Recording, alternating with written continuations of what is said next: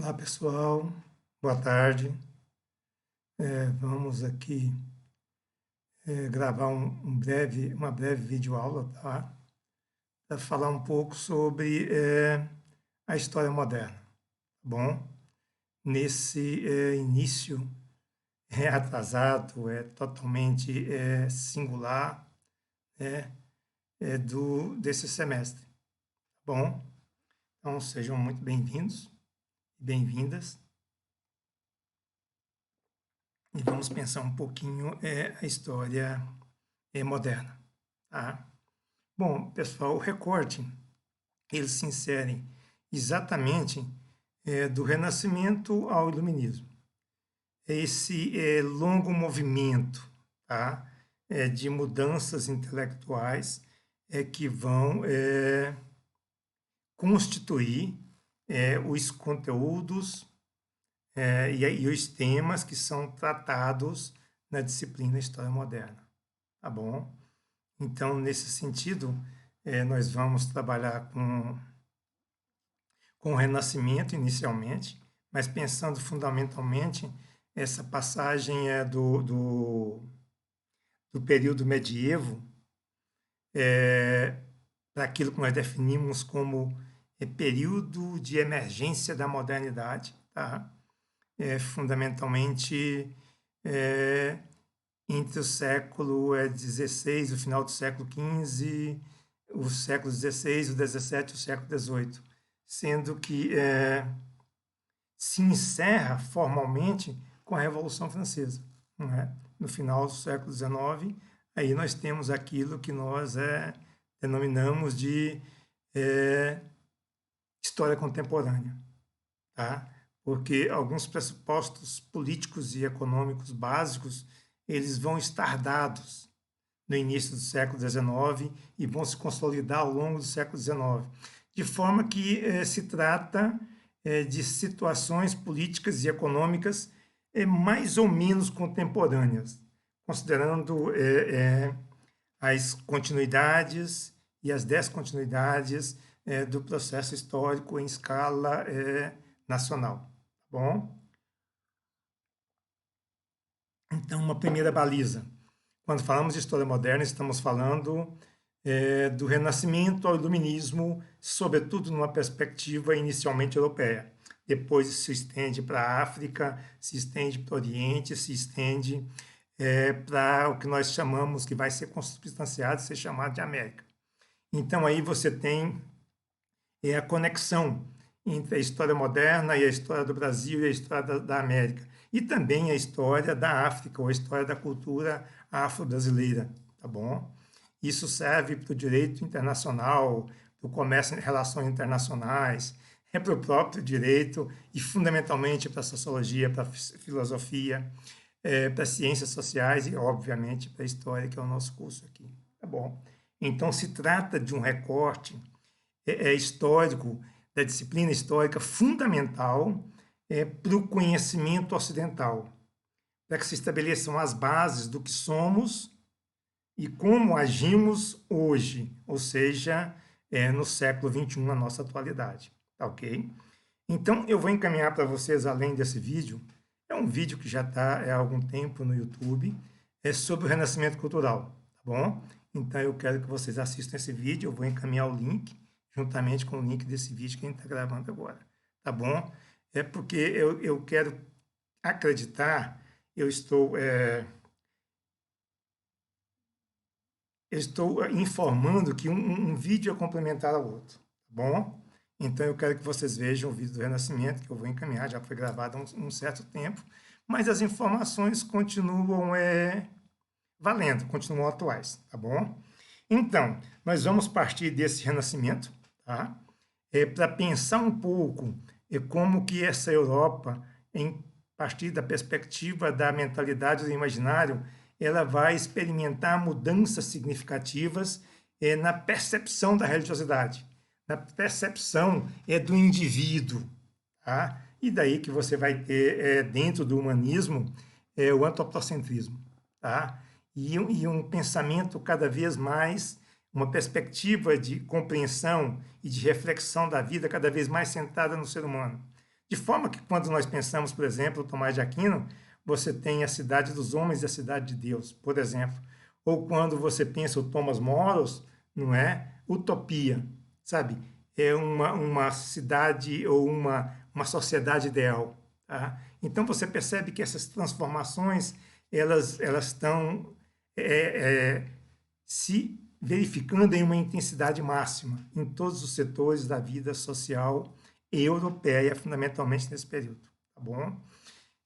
Para avançar além do Renascimento, é preciso se perceber como que se dá essa transição entre o medievo e a modernidade. Quer dizer, não é uma passagem brusca, isso acontece de forma descontinuada, tá? De maneira que, em algumas regiões, essa modernidade se estabelece muito mais rapidamente do que em outras. Por exemplo, quando eu penso Gênova, Veneza, Florença, tá? Onde essa modernidade ela vai essas cidades serão o epicentro, essas cidades italianas, comerciais italianas, o epicentro dessa transformação, tá?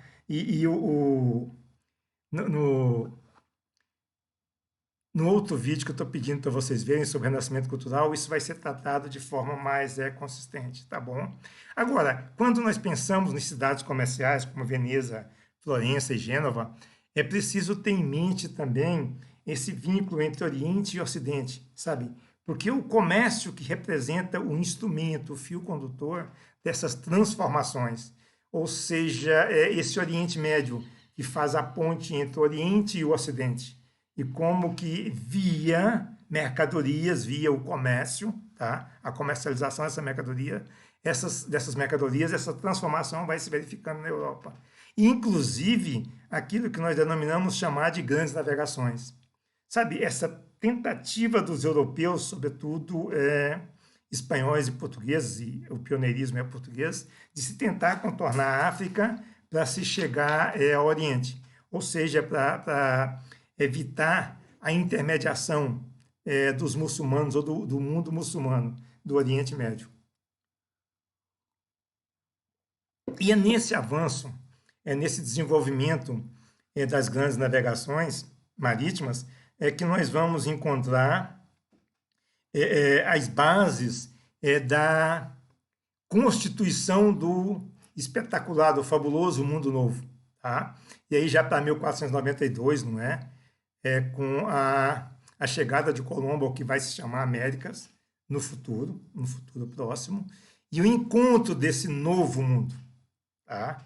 E aí são discussões que se prolongam para muito além da nossa disciplina, acerca de como que se deu esse encontro entre uma cultura europeia e uma cultura específica, uma cultura local, uma cultura aqui nas Américas. Não só onde nós chamamos de Caribe, que é onde Colombo chegou, como a posteriori é onde nós chamamos de América do Sul, ou seja, América hispânica, né, portuguesa e espanhola aqui no Brasil, e a parte andina, né, onde você tem as sociedades dos astecas, dos incas e dos maias, e que elas vão sofrer um impacto muito grande desse encontro, tá bom?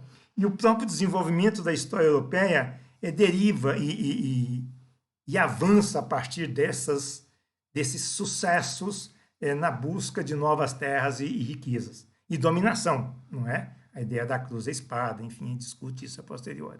Mas nesse processo, ainda nas décadas iniciais do século XVI, o que nós queremos destacar são as reformas religiosas, que elas devem ser estudadas mais sistematicamente, de forma que possamos perceber qual que seria a relevância, a princípio, das revoluções, das reformas religiosas. Isso a gente vai ver com o professor Flávio Luizetto, tá?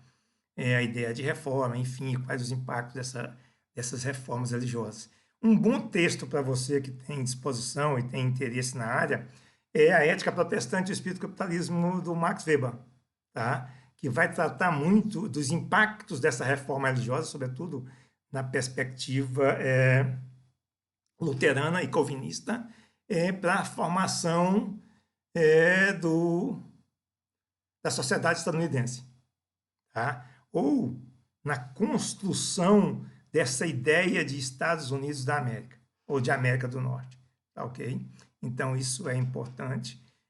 E daí que demanda esse acompanhamento processual, sabe, do desenvolvimento do que nós estamos a chamar de história moderna. Na sequência das reformas religiosas, nós temos a Contra-Reforma, nós temos o início dos processos de colonização no Brasil e também na América do Norte, mesmo na América Hispânica, não é? América estadunidense, inglesa, América espanhola e América portuguesa. Nós temos a transposição de volumes extraordinários de riquezas de ouro, ainda no século XVI e início do século XVII, das sociedades incas, maias e astecas, que vão para a Espanha, e via de regra isso acaba indo também para a Inglaterra, em razão da dinâmica específica das relações comerciais intra-europeias dentro da Europa, não é? Bom, por outro lado, essa mudança religiosa implica em mudanças políticas significativas, particularmente em função do êxito da monarquia espanhola e da monarquia inglesa, do absolutismo, enquanto uma nova forma de governo. E aí é preciso separar com muita eficiência o absolutismo inglês daquele absolutismo francês e o absolutismo europeu. A gente pretende ver isso nas aulas que teremos no decorrer do semestre. E da mesma forma, esse processo de transformação e essa entrada de metais preciosos em grande quantidade na Europa implicam no desenvolvimento dos meios de produção, por um lado, na abundância de ouro e prata, por outro lado, mas particularmente numa transição entre o modo de produção feudal e um modo de produção medieval e um modo de produção capitalista. E a isso nós chamamos de mercantilismo. E aí você tem variações de um mercantilismo inglês, de um mercantilismo espanhol, de um mercantilismo português, de um mercantilismo francês. Isso é importante, a gente vai estudar, o cronograma prevê isso também.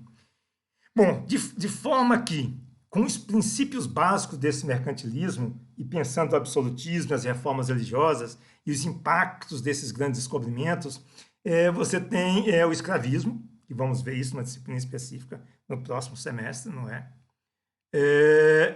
E quais as implicações e imbricações desse tráfico negreiro, não é?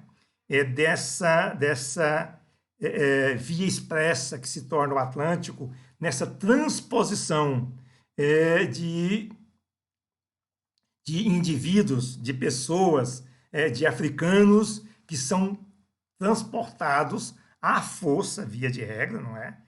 Nesse processo de escravidão que já tinha as suas estruturas estabelecidas intra-África, dentro da África, das sociedades africanas. Então, a escravidão não era uma novidade para eles também, mas eles vão incrementar e muito esse comércio de pessoas, tá? Esse comércio de escravos, sobretudo para o Brasil. E aí tem alguns textos do professor Luiz Felipe de Alencastro, por exemplo, A Formação do Brasil no Atlântico do Sul, né? O Trato dos Viventes, que vai trabalhar isso de forma sistemática, assim até demonstrar que você tinha proporcionalmente 6 africanos, 3 a 4 nativos e 1 europeu. E aí você pensa isso na escala dos milhares. Aí nós percebemos que a formação do Brasil é fundamentalmente africana, não tem como negar isso. Bom, ainda nesse contexto, nós falamos aqui de uma mudança política, ou seja, de um certo processo de revolução política, um processo seguramente de revolução industrial, mas eu quero chamar a atenção para o que é mais importante e evidente nesse processo, tá? Nessas transformações. O que atravessa e o que estabelece o amálgama desses processos de mudanças é a revolução intelectual, que não é tratada nos livros didáticos, tá?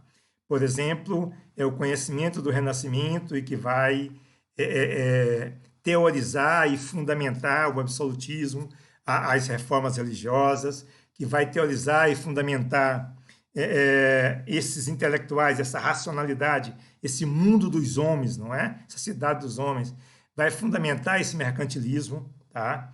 E que vai experimentar um avanço na direção do que se vai chamar de iluminismo.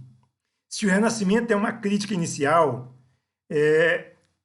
o iluminismo é uma crítica radical, que pode ser expressa na figura do Voltaire, por exemplo, né? Que o mundo será um lugar mais civilizado quando o último padre for enforcado pelas tripas do último cardeal. Aí você percebe que o próprio Tribunal de Santa Inquisição, a própria posição da Igreja Católica Apostólica Romana, ela vai ser bastante relativizada. Ela sobrevive, mas aí em concorrência com o anglicanismo, com o luteranismo e uma série de outras denominações religiosas e tendências religiosas que vão surgir, cristãs. Tá? Então, esse é um processo muito importante de pensarmos esse tripé. Uma revolução política em curso, uma revolução industrial ou dos meios de produção e do comércio em curso, e uma revolução intelectual que condiciona esses outros dois processos. De forma que o ponto de chegada dessa revolução intelectual é o iluminismo, e fundamentalmente quando nós entendemos aquilo que o Éric Hobsbawm diz, não é?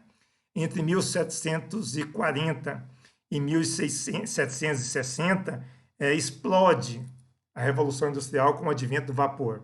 Ou, quando se diz a Revolução Americana, a Revolução Estadunidense, a independência estadunidense para a década de 1770, tá? 74, 76. Ou ainda, quando nós pensamos a Revolução Francesa.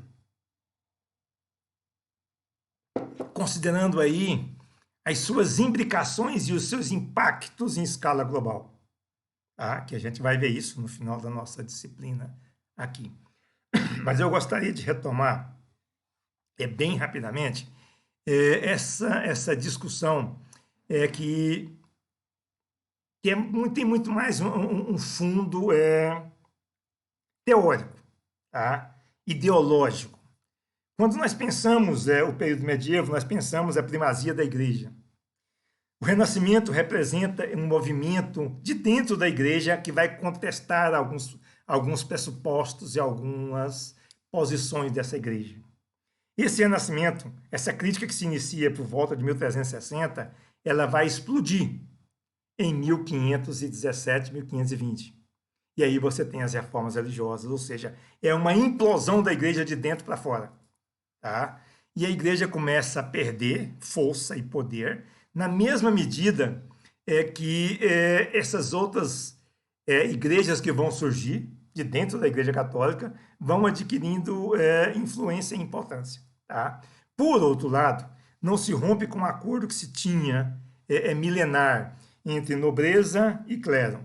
Ou seja, é de saber, é do conhecimento de todo mundo que no sistema medievo, e mesmo entrando para a modernidade afora, o filho mais velho herda tudo.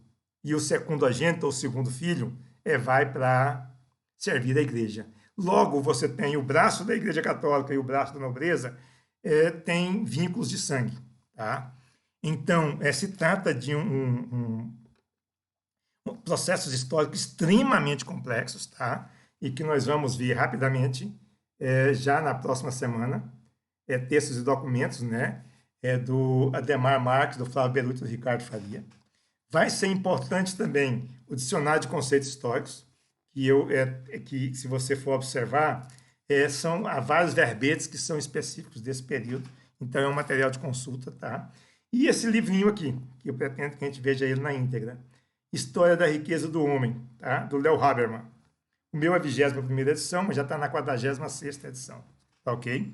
E aí você pode usar como material complementar, por exemplo, né, esses documentos, né, a escravidão no Brasil, que tem uma relação direta com o que eu acabei de falar aqui, da Maria de Fátima Rodrigues das Neves, que é quem comanda essa obra, tá?